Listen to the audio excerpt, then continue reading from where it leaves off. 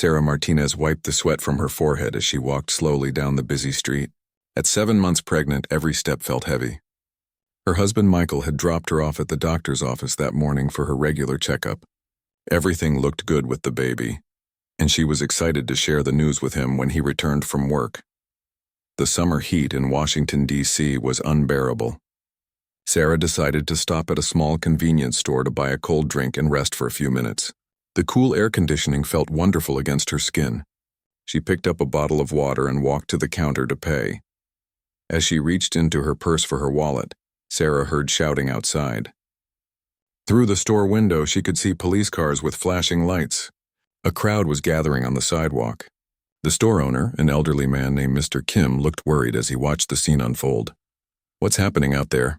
Sarah asked, her voice filled with concern. Mr. Kim shook his head. "I'm not sure. The police came very fast. There was some kind of argument between two young men. Now everyone is watching." Sarah paid for her water and decided to wait inside the store until the situation calmed down. She knew Michael would be worried if he couldn't find her when he came to pick her up. The baby kicked strongly in her belly as if sensing her nervousness. Outside, the police officers were trying to control the growing crowd. People were using their phones to record everything. Sarah could hear angry voices and see people pushing against each other. She placed her hand protectively over her belly and moved away from the window. Mr. Kim offered her a chair behind the counter. "You should sit down and wait. This will pass soon," he said kindly. Sarah gratefully accepted and sat down, feeling the baby settle as she relaxed. Minutes passed, but the noise outside only grew louder. Sarah checked her phone and saw that Michael had sent a text saying he was on his way. She felt relieved knowing he would be there soon. She trusted him completely and always felt safe when he was around. What Sarah didn't know was that the situation outside was about to change her life forever. The peaceful afternoon was about to turn into a nightmare that would test everything she believed about justice and protection.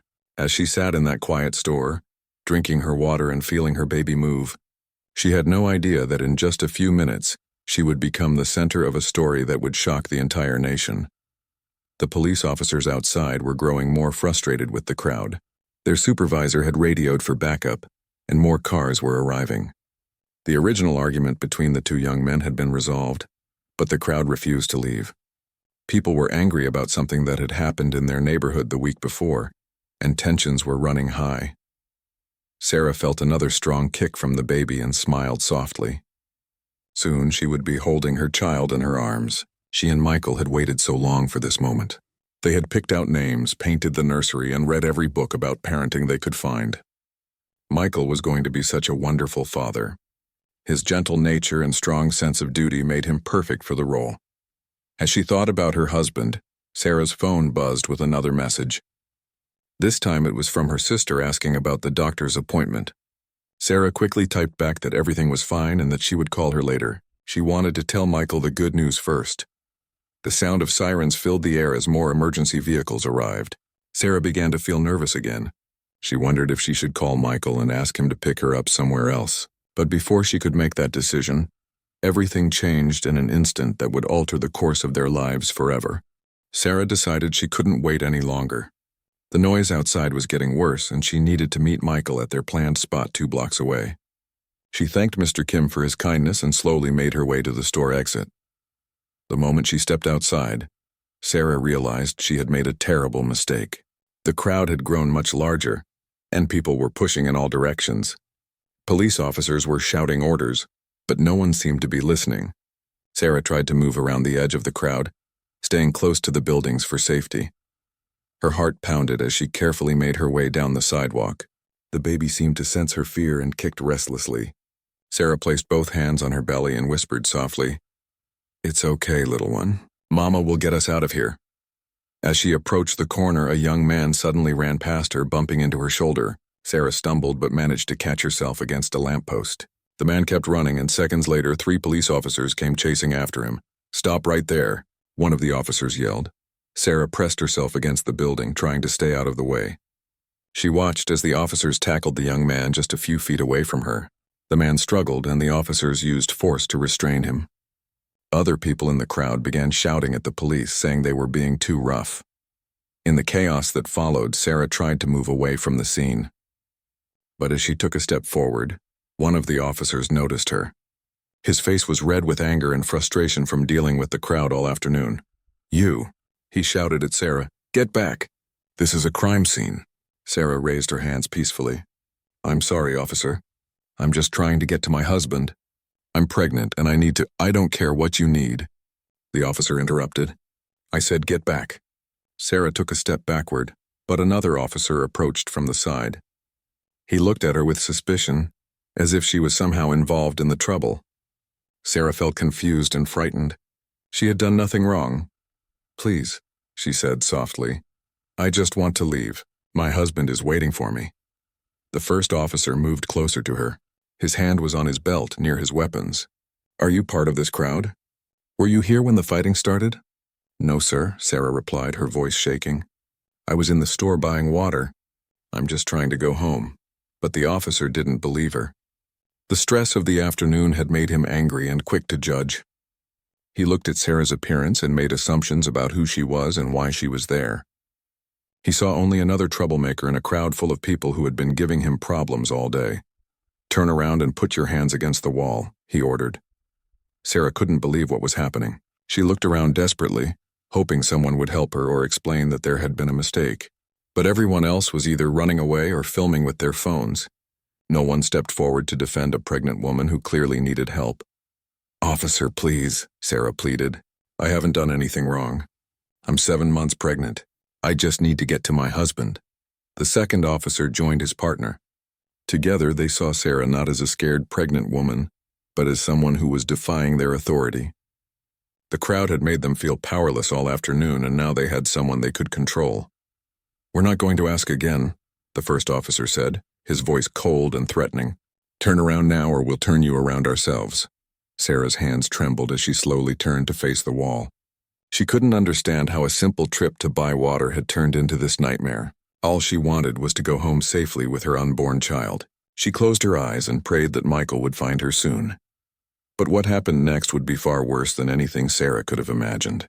The officer's anger and frustration were about to explode into violence that would change everything for her family and shock people across the entire country. As Sarah stood facing the wall with her hands pressed against the brick surface, she felt the baby moving frantically inside her belly. Her heart was racing, and she tried to stay calm for the sake of her unborn child. She could hear the officers talking behind her, but their voices were angry and impatient. "Check her pockets," one officer said to the other. "These people always hide something." Sarah wanted to explain that she wasn't these people. She was just a pregnant woman trying to get home. But she was too frightened to speak.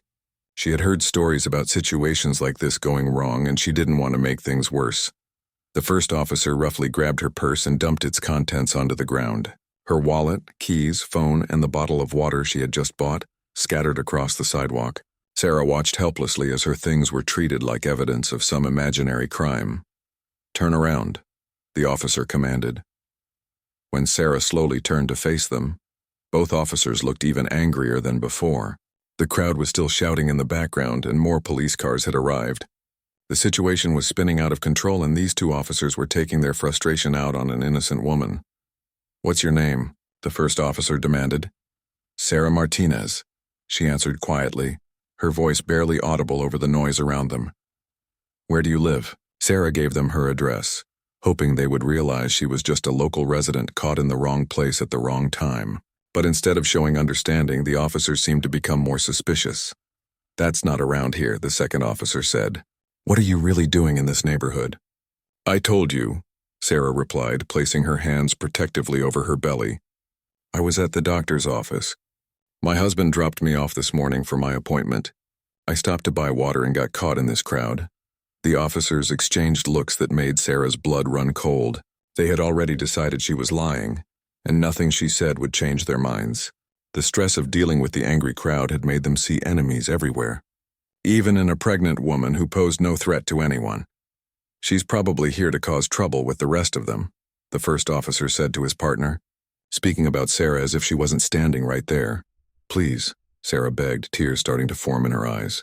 "Just let me call my husband. He can come get me and explain everything." But her words fell on deaf ears. The first officer stepped closer to her, his face twisted with anger and prejudice. You people think you can come into any neighborhood and start problems. Well, not today. What happened next would be burned into Sarah's memory forever. Without any warning or justification, the officer raised his boot and kicked Sarah hard in the stomach. The impact sent waves of pain through her body and knocked her backward against the wall. Sarah cried out in agony and fear, her hands clutching her belly where the officer's boot had struck. She could feel something was wrong with the baby, who had stopped moving completely. Panic flooded through her as she realized the kick might have hurt her unborn child. "No," she screamed, sliding down the wall to sit on the sidewalk. "You kicked my baby." "Why did you do that?" The second officer, instead of stopping his partner or calling for medical help, joined in the attack. He kicked Sarah in the side, causing her to fall over completely. Both officers continued their assault on the pregnant woman, their anger and hatred overriding any sense of human decency. People in the crowd began screaming at the officers to stop. Some tried to move closer to help Sarah, but other police officers held them back. Cell phone cameras captured every moment of the brutal attack, recording evidence that would later shock the nation. Sarah curled into a protective ball, trying to shield her belly from the kicks that kept coming. She could feel wetness between her legs and knew something terrible was happening to her baby. Through her pain and terror, she called out for the only person who could save her. "Michael," she screamed with all the strength she had left. "Somebody please call Michael." But Michael was still miles away, completely unaware that his wife and unborn child were being brutally attacked by the very people who were supposed to protect them. He was driving through traffic, thinking about the good news Sarah would share about their doctor's visit, having no idea that their world was about to be destroyed by senseless violence and hatred. The brutal attack on Sarah continued for what felt like hours, though it was only minutes. The two officers seemed to have lost all control, kicking and hitting a pregnant woman who posed no threat to anyone. Other officers at the scene did nothing to stop their colleagues, either too shocked to react or too afraid to intervene. Finally, a sergeant arrived and saw what was happening. "Stop!" he yelled at the two officers. "What the hell are you doing?" The officers stepped back, breathing heavily from their violent outburst. Sarah lay on the sidewalk, clutching her belly and crying in pain. Blood was pooling beneath her, and it was clear that something was seriously wrong with her pregnancy. "Get an ambulance here now," the sergeant ordered into his radio. He knelt down beside Sarah, his face pale with shock at what his officers had done. "Ma'am, help is coming. Try to stay calm." But Sarah was beyond hearing his words. The pain in her abdomen was overwhelming, and she could feel her baby's life slipping away. She kept calling out for Michael, her voice growing weaker with each cry. The crowd that had been watching began to surge forward, their anger now directed at the police officers who had attacked an innocent pregnant woman. People were shouting and demanding justice, their phones still recording everything for the world to see. Within minutes, the ambulance arrived. Paramedics rushed to Sarah's side and immediately saw the severity of her condition. They worked quickly to stabilize her while preparing to transport her to the hospital. As they lifted her onto the stretcher, Sarah grabbed one of the paramedics' arms. "Please save my baby," she whispered through her tears. "Please don't let my baby die." The paramedic looked into her eyes and saw the desperation there. "We're going to do everything we can," he promised, though the look on his face suggested he feared the worst. As the ambulance sped away toward the hospital, the two officers who had attacked Sarah were finally placed in handcuffs by their own colleagues. The sergeant had no choice but to arrest them after what dozens of witnesses had seen and recorded. Meanwhile, Michael was sitting in traffic just a few blocks away, completely unaware of the nightmare that had unfolded. His phone had been on silent during an important work meeting, so he hadn't heard any of Sarah's calls or seen the missed messages from strangers who had gotten his number from Sarah's phone. When Michael finally arrived at their meeting spot, Sarah wasn't there. He waited for several minutes before checking his phone and seeing multiple missed calls from unknown numbers. His heart began to pound as he listened to the voicemails. "Mr. Martinez, this is Dr. Jennifer Wells at Georgetown University Hospital. Your wife Sarah has been brought to our emergency room. Please come immediately." Michael's hands shook as he tried to call the hospital back. The woman who answered the phone couldn't give him details over the phone, but she urged him to come as quickly as possible. Michael ran to his car and drove through the city streets like a man possessed, running red lights and ignoring traffic laws. When he burst through the emergency room doors, Michael was still wearing his military uniform. He had come straight from Arlington National Cemetery, where he served as one of the elite guards at the Tomb of the Unknown Soldier. The sight of his crisp uniform and the special badge on his chest caused immediate recognition among the hospital staff. "I'm Sergeant Michael Martinez," he announced to the reception desk. "My wife Sarah was brought here." "Where is she?" The nurse behind the desk looked up at his uniform and insignia, her eyes widening as she realized who he was. Every person in Washington, D.C. knew about the Tomb Guards, the soldiers who maintained the sacred vigil over America's unknown heroes with perfect precision and unwavering dedication. "Right this way, Sergeant," she said, immediately leading him toward the emergency ward. As they walked quickly down the hallway, the nurse explained what little she knew about Sarah's condition. Michael's face grew darker with each word, his military training helping him stay focused despite the fear and rage building inside him. When he reached Sarah's room and saw her lying in the hospital bed, covered in bruises and connected to machines monitoring both her and their baby's vital signs, Michael felt something break inside him. The same man who stood motionless for hours guarding the nation's most sacred site, who never showed emotion or broke his perfect composure, fell to his knees beside his wife's bed and began to cry. Sarah opened her eyes when she heard his voice. "Michael," she whispered, reaching for his hand. "They hurt our baby. The police hurt our baby." As Michael held his wife's bruised hand and looked at the machines showing their unborn child's weakening heartbeat, he realized that his life as he knew it was over. The man who had dedicated his life to serving and protecting his country was about to discover just how little that service meant when justice was needed most. The next several hours were the longest of Michael's life. He sat beside Sarah's hospital bed, holding her hand while doctors and nurses came and went with worried expressions. The medical team was fighting to save both Sarah and their unborn child, but the damage from the brutal attack was severe. Dr. Jennifer Wells, the head of emergency obstetrics, finally approached Michael with the news he had been dreading. Her face was grave as she sat down beside him, still in her surgical scrubs. "Sergeant Martinez," she began gently, "we've done everything we can. Your wife is stable now, but I'm afraid we couldn't save the baby. The trauma from the assault caused internal bleeding and other complications that were too severe to overcome." Michael felt the world collapse around him. The child they had waited for, planned for, and loved before it was even born was gone. Taken away by the senseless violence of two police officers who should have been protecting innocent people instead of attacking them. Sarah was sedated, but Michael could see the pain in her face even while she slept. She would wake up to discover that their dreams of parenthood had been destroyed by hatred and brutality. Michael squeezed her hand gently and whispered promises that he would find justice for what had been done to their family. News of the attack was already spreading across the city. Cell phone videos of the incident had been posted online and were being shared thousands of times. Local news stations were reporting the story, and people were outraged that police officers had attacked a pregnant woman for no reason. But what made the story even more shocking was when reporters discovered Michael's identity. The fact that the husband of the beaten woman was a tomb guard, one of the most respected and honored soldiers in the entire military, sent waves of disbelief and anger throughout the nation. Within hours, the story had reached national news networks. The contrast between Michael's service and sacrifice for his country and the treatment his family had received was so stark that even people who usually supported police found themselves questioning what had happened. Michael remained at Sarah's bedside, refusing to leave even when military officials came to check on him. His commanding officer, Colonel James Patterson, arrived at the hospital that evening still struggling to believe what he had heard. "Michael," the colonel said quietly as he entered the room, "I came as soon as I heard. How is Sarah?" Michael looked up at his superior officer with eyes that showed a pain deeper than any physical wound.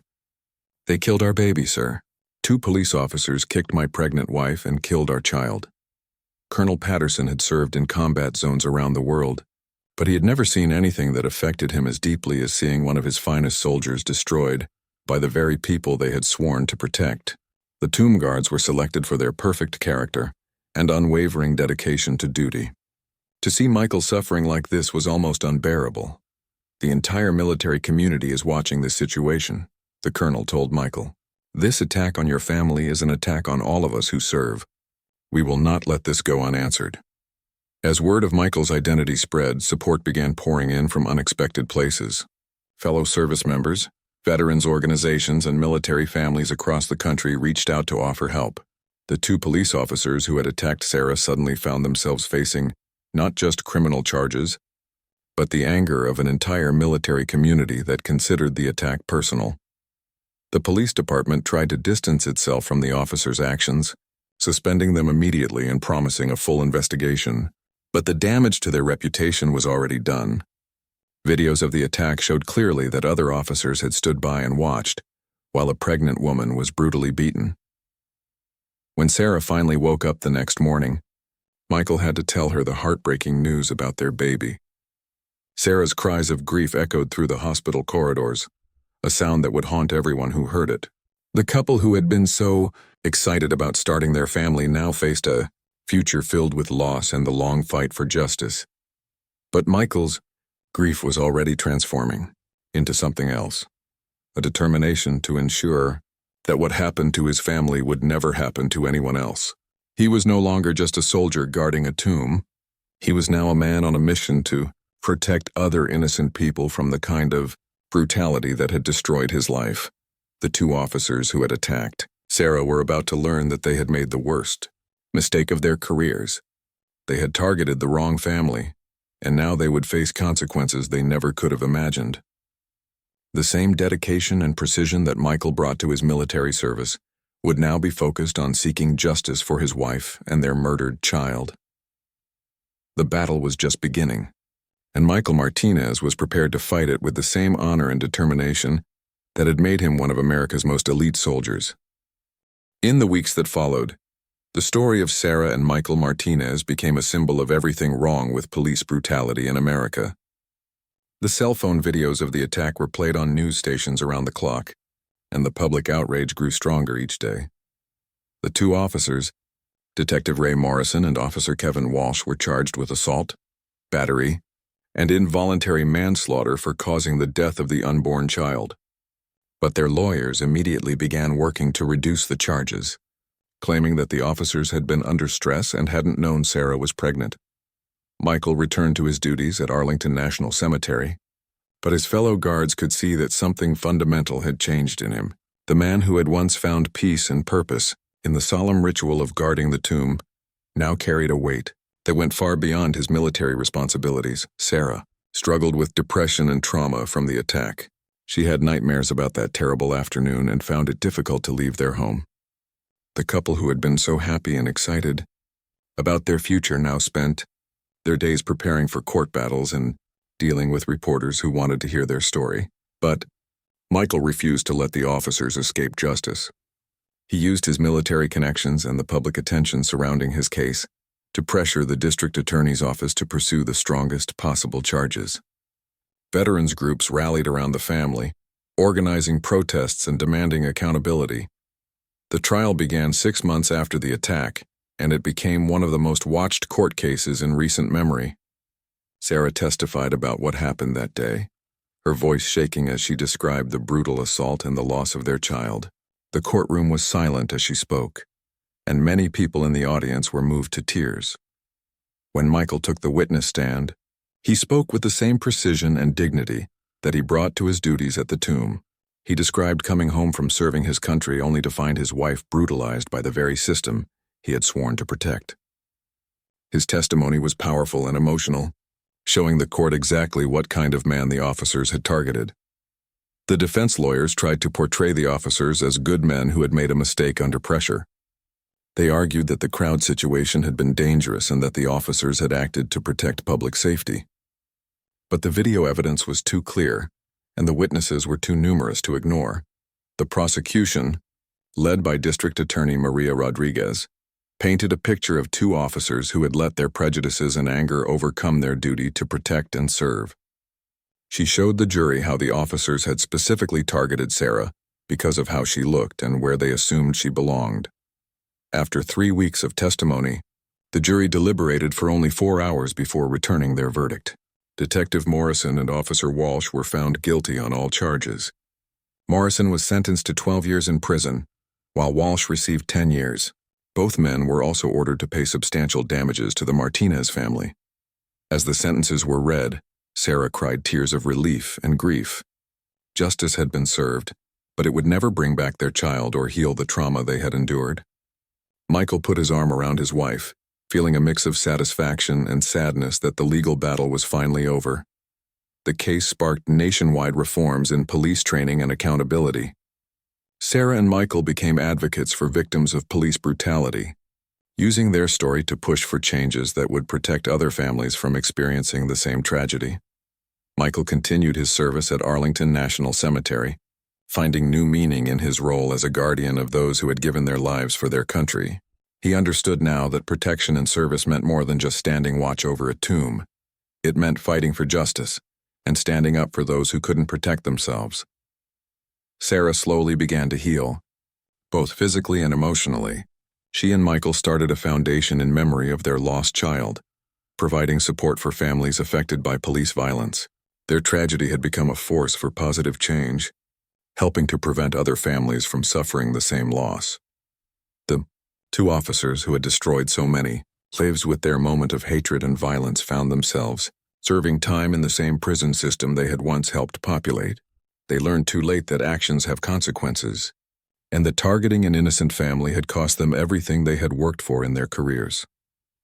Years later, as Michael continued his watch at the tomb of the unknown soldier, he carried with him the memory of his lost child, and the knowledge that sometimes the greatest service comes not from standing silent and still, but from speaking up and fighting for what is right. The same dedication that made him an elite soldier had helped him seek justice for his family and create lasting change for others. The story of Sarah and Michael Martinez became more than just another case of police brutality. It became a reminder that everyone deserves protection and dignity, regardless of who they are or where they come from. And it showed that sometimes the most powerful response to injustice is not violence or revenge, but the patient, determined pursuit of truth and accountability.